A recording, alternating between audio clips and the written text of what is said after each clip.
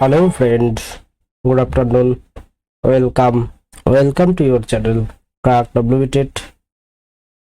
মাদ্রাসা group ডির interview নিয়ে আরেকটি নতুন ভিডিও নিয়ে চলে এলাম তোমাদের সামনে। তো তোমরা যেমনটি জেনেছো প্রত্যেকেই কিন্তু মাদ্রাসা গ্রুপ ডির যে ফাইনাল রেজাল্ট সেটি কিন্তু প্রত্যেকে দেখেছো আশা করি, আমাদের গ্রুপেও কিন্তু দেওয়া হয়েছিল। তো সেখানে যাদের নাম রয়েছে তাদেরকে জানাই কনগ্রাচুলেশন। এখানে একটি বিরাট প্রশ্ন অনেকের মনে রয়েছে, তোমরা যেমনটি জানো যে ফাইনাল যে রেজাল্ট বেরিয়েছে সেখানে কিন্তু কটি ভ্যাকান্সি রয়েছে সেটিও কিন্তু উল্লেখ করে দেওয়া হয়েছে। তো সেখানে কিন্তু 297টি ভ্যাকান্সির রেসপেক্টে কিন্তু যে তালিকা সেই তালিকাটি দেওয়া হয়েছে। তো এখানে 297টি ভ্যাকান্সির জন্য কিন্তু 3233 জনকে ডাকা হয়েছে। তো এর আগে কিন্তু আমরা তোমাদের বলেছিলাম বা গেজেটে যেটি উল্লেখ ছিল যে টোটাল ভ্যাকান্সির 1.5 গুণ ক্যান্ডিডেটকে কিন্তু ইন্টারভিউতে ডাকা হবে। তো তাহলে এত ক্যান্ডিডেটকে কেন ইন্টারভিউতে ডাকা হলো, প্রথম একটি প্রশ্ন। দ্বিতীয় আরেকটি প্রশ্ন অনেকে জিজ্ঞাসা করছো যে আর কি কোনো নতুন করে লিস্ট বেরোবে, ইন্টারভিউ ডেট কবে? তো এখানে কিন্তু ইন্টারভিউ ডেটও কিন্তু ডিক্লেয়ার করা হয়েছে, অফিসিয়াল নোটিফিকেশন একটি প্রকাশিত হয়েছে, সেটিও তোমাদের সামনে শেয়ার করব। আরেকটি বিষয় যেটি 24,000 এবং 73,000-দের জন্য কি আলাদা আলাদা ভ্যাকান্সি থাকবে, এই সমস্ত বিষয়গুলি নিয়ে আজকে তোমাদের সাথে আলোচনা করব। সেপ্টেম্বর মাসও কিন্তু খুবই গুরুত্বপূর্ণ রয়েছে এবং ইন্টারভিউ প্রিপারেশনে কিছু গাইডও কিন্তু তোমাদের এই ভিডিওটিতে দিয়ে দেবো। তো প্রথমে মাদ্রাসা সার্ভিস কমিশনের যে অফিসিয়াল ওয়েবসাইট সেখানে যে নোটিশটি পাবলিশ হয়েছে সেটি একবার তোমাদের সাথে দেখিয়ে দিই। তো এটি কিন্তু 12 তারিখে প্রকাশিত হয়েছে, 12/9/2024 প্রকাশিত হয়েছে। এখানে বলা হয়েছে যে district wise, post wise, medium wise, category wise final vacancy. তো এখানে যে লিস্টটি দেওয়া হয়েছে সেই লিস্টে কিন্তু 297টি ভ্যাকান্সির কথা বলা হয়েছে। তো নিয়ার অ্যাবাউট 300টি ভ্যাকান্সির কথা বলা হয়েছে।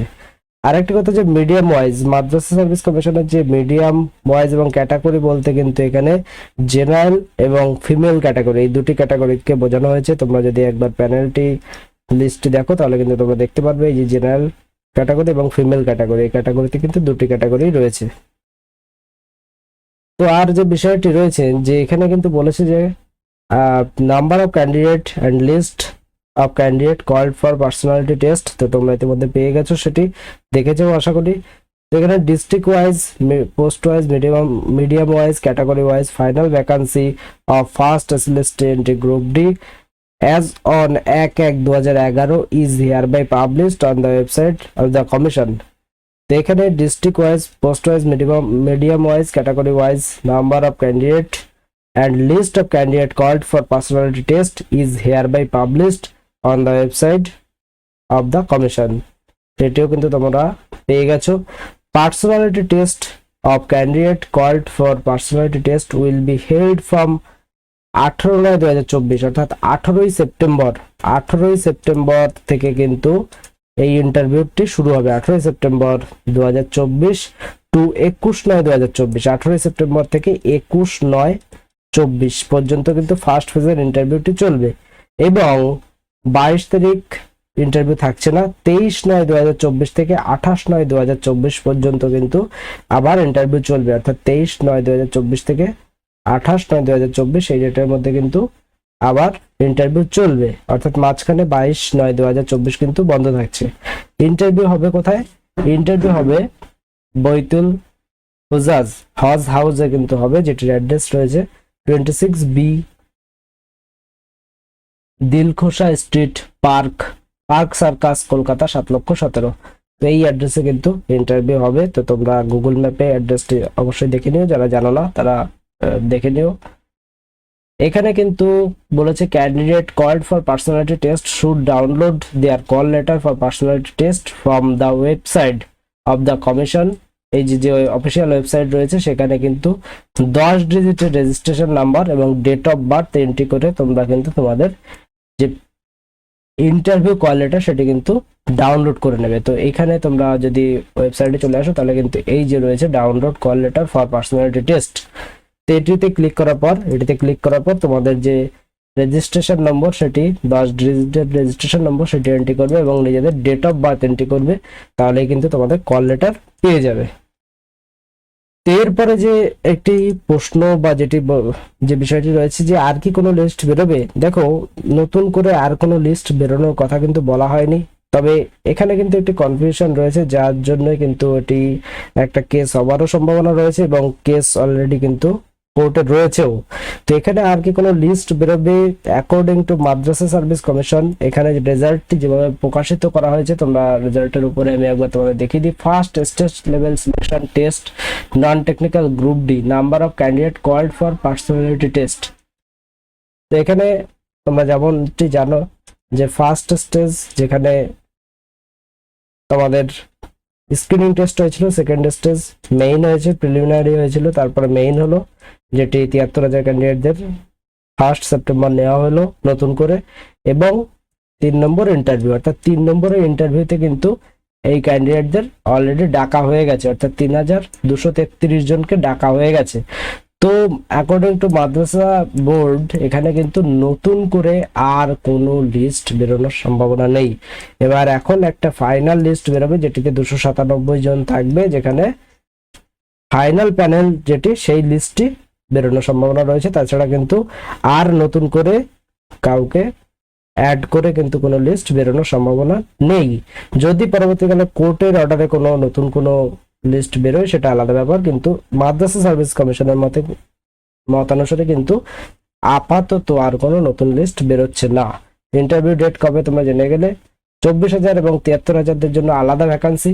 একটি কথা বলে দিই যে যেহেতু 2011 সালে প্রক্রিয়াটি চলছে, তো এখানে 24,000 এবং 73,000-দের জন্য কিন্তু কোনো নতুন করে আলাদা ভ্যাকান্সি থাকছে না, অর্থাৎ 297 এই ভ্যাকান্সির মধ্যে কিন্তু 24,000-ও রয়েছে এবং 73,000-ও রয়েছে।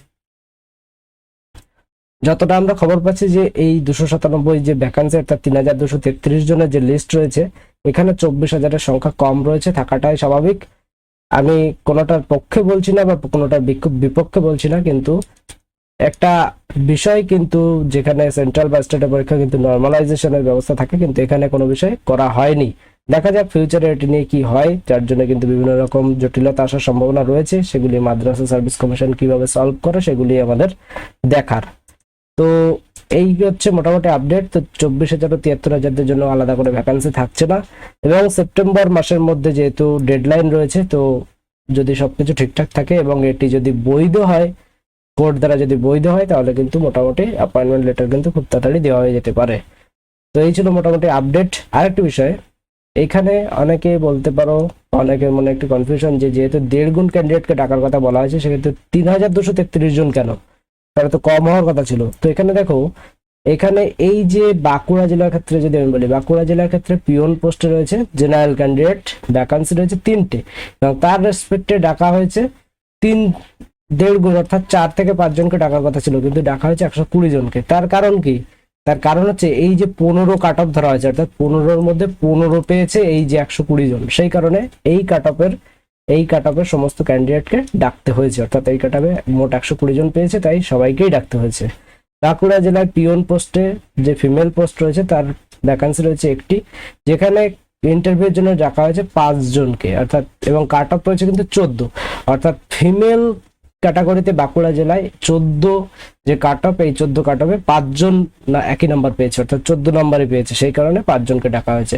অর্থাৎ বাঁকুড়া জেলার ক্ষেত্রে যদি ফিমেল ক্যাটাগরিতে কাউকে চাকরি করতে হয়, তাহলে কিন্তু এই 5 জনের সাথে তাদের কম্পিটিশনটি কিন্তু হবে, অর্থাৎ এই ক্যাটাগরিতে যেহেতু 5 জনকে ডাকা হয়েছে, তো 5 জনের মধ্যে কিন্তু একজন সিলেক্ট হবে, এবং এখানে যারা বেঙ্গলি অর্থাৎ জেনারেল ক্যাটাগরিতে যারা সিলেক্ট হবে, তাদের 3 জনে 120 জনের মধ্যে কিন্তু 3 জন সিলেক্ট হবে। এই বিষয়টি খেয়াল রাখতে হবে। এই টোটাল বিষয়টি প্রত্যেক জায়গায় রিপিট হয়েছে।